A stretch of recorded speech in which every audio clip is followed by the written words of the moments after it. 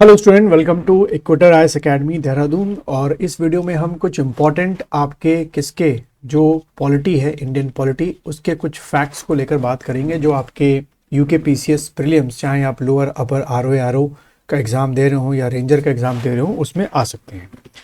तो इस वीडियो को लास्ट तक देखिएगा। कुछ ना कुछ ऐसे फैक्ट्स हैं जो मुझे लगता है कि आपके प्रीलिम्स के एग्ज़ाम में आ सकते हैं। तो सबसे पहला जो एक क्वेश्चन है, कई बार आता है कि वो कौन सा आपका इंडियन एक्ट था जिसके थ्रू इंडियंस को ड्यूरिंग द ब्रिटिश टाइम जो बजट हुआ करता था उसमें डिबेट करने की परमिशन मिली, लेकिन वोट करने की नहीं। ठीक है, तो आपने क्या टिक करना है? Indian council. ठीक है, इंडियन काउंसिल एक्ट 1892। ये इंडियन काउंसिल एक्ट 1892 जो है वो एक्ट था जिसमें ब्रिटिश टाइम पे आपके इंडियंस को जो बजट होगा उस पर वो डिबेट कर सकते हैं, वो क्वेश्चंस आपके पूछ सकते हैं, लेकिन आज की तरह जो वोटिंग पावर है वो इंडियंस को नहीं दी गई थी। तो ये 1892 का आपको कॉन्सेप्ट ध्यान रखना है। दूसरा एक और चीज़, इस 1892 के एक्ट में ये प्रोविजन किया गया किसका? इनडायरेक्ट इलेक्शन का। ठीक है, इनडायरेक्ट इलेक्शन।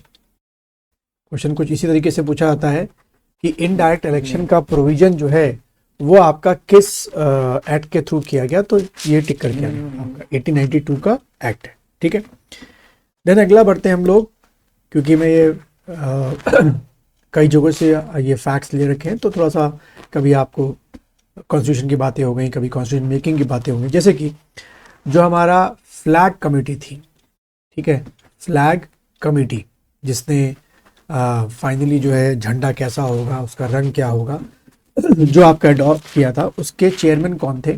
तो आपने टिक करके आना है जे.बी. कृपलानी। ठीक है, जे.बी. कृपलानी जो थे वो इस झंडा या फ्लैग कमेटी के क्या थे? आपके मेंबर थे। ठीक है, चलिए आगे बढ़ते हैं। हमारे ब्रिटिश इंडिया में के टाइम पीरियड में ब्रिटिशर्स ने इसको दो पार्ट में डिवाइड किया, एक बना पाकिस्तान, एक हमारा बना इंडिया।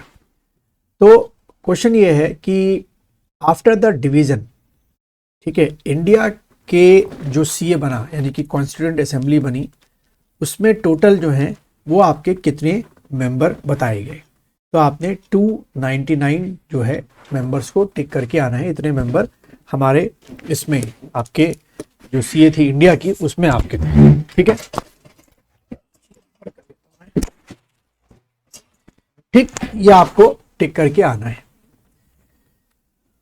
उसके बाद अगला आपका क्वेश्चन है कि जो हमारा ये सीए है था, सॉरी, यानी कि कॉन्स्टिट्यूएंट असेंबली, उसमें हमारे डॉक्टर B.R. अंबेडकर, ठीक है, वो अंबेडकर जी जो थे वो कहाँ से इलेक्ट होके आए थे? तो आपने क्या टिक करना है? बंगाल से। ठीक है, बंगाल से जो थे वो आपके इलेक्ट होके आए थे। ये क्वेश्चन कई बार आपका पूछा जाता है।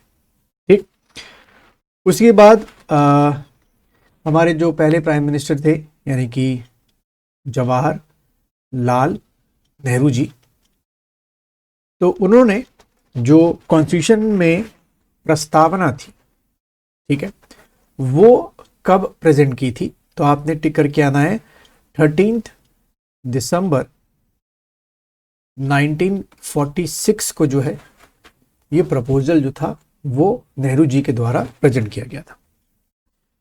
ठीक, उसके बाद हमारा जो कॉन्स्टिट्यूशन जब बन के तैयार हो रहा था या बन रहा था, उस समय कॉन्स्टिट्यूशन की कितनी रीडिंग्स की गई थी?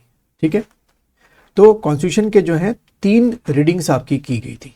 तो एक तो क्वेश्चन ये हो गया कि कितनी रीडिंग्स की गई थी, क्योंकि देखो बच्चों, हमारा कॉन्स्टिट्यूशन बनने में 2 साल 11 महीने और 18 दिन का पूरा एक भारी भरकम समय लगा। तो उस दौरान हमारी 3 रीडिंग्स हुई थी, जो कि बहुत लंबी रीडिंग्स हुआ करती थी।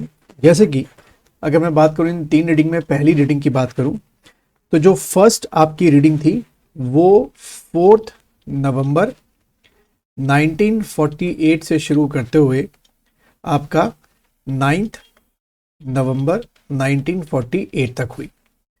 जो सेकेंड रीडिंग हमारे यहाँ शुरू हुई वो 15 नवंबर 1948 से शुरू हुई और ये पूरी आपकी चली 17 अक्टूबर 1949 को तक, मतलब ठीक है। उसके बाद थर्ड रीडिंग जो हमारी की गई दैट इज स्टार्टेड ऑन 14 नवंबर 1949 को और ये आपकी पूरी चली 26 नवंबर 1949 तक, ठीक है। तो इस तरीके से भी क्वेश्चन जो है वो आपसे पूछ लिया जाता है कि भाई कब से कब तक का रीडिंग चली और क्या उसका आपका प्रोविजन था।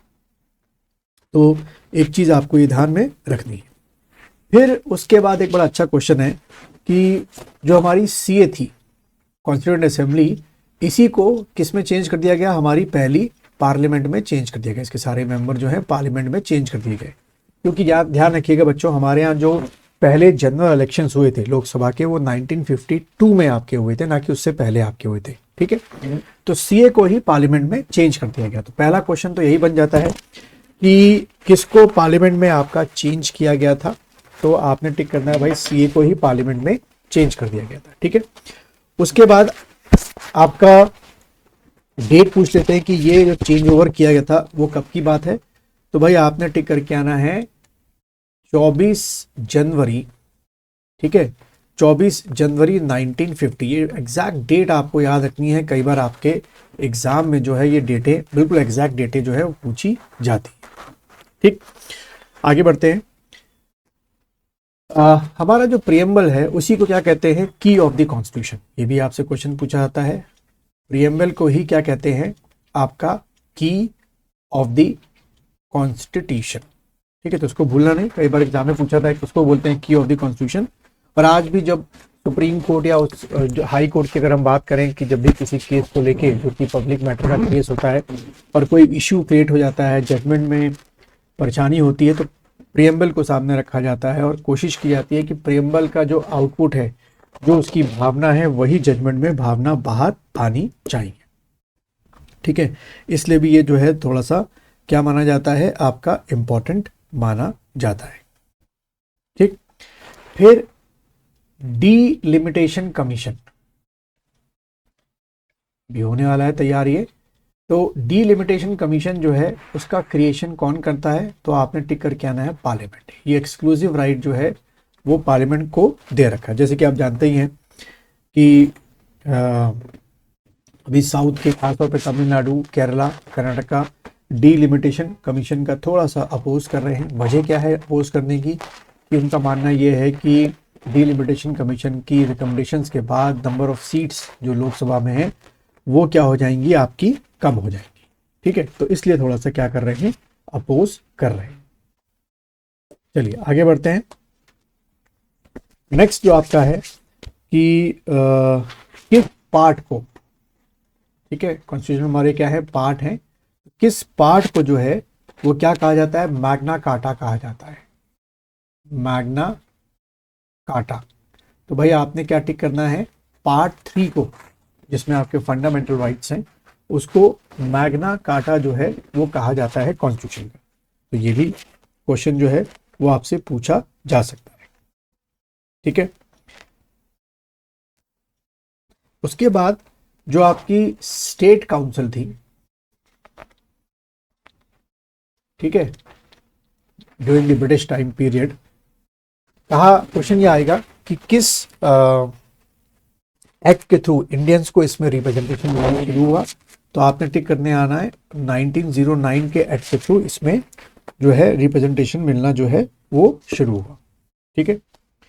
उसके बाद क्वेश्चन अगर ये आए कि इंडिया जो है वो ब्रिटिश डोमिनेंस स्टेटस कब तक रहा, ट्रिकी क्वेश्चन है, ब्रिटिश, ठीक है, डोमिनियन स्टेटस, क्योंकि भाई हम तो इंडिपेंडेंट आपके अभी हैं, ठीक है। तो लेकिन हम कुछ टाइम पीरियड तक के लिए क्या रहे, ब्रिटिश डोमिनेंस स्टेटस रहे आफ्टर द इंडिपेंडेंस, और वो पीरियड था आपका 15 अगस्त 1947 से लेकर आपका 26 जनवरी 1850, यानी कि जब तक कि हमने अपना कॉन्स्टिट्यूशन तैयार नहीं कर लिया और इसको एग्जीक्यूट नहीं कर लिया। तो इस टाइम पीरियड में क्वेश्चन आ जाए कि इंडिया जो है कैसा स्टेटस को था, as a British dominion status. तो ये जो चीज़ें हैं वो आपके एग्जाम में जो है पूछी जा सकती है।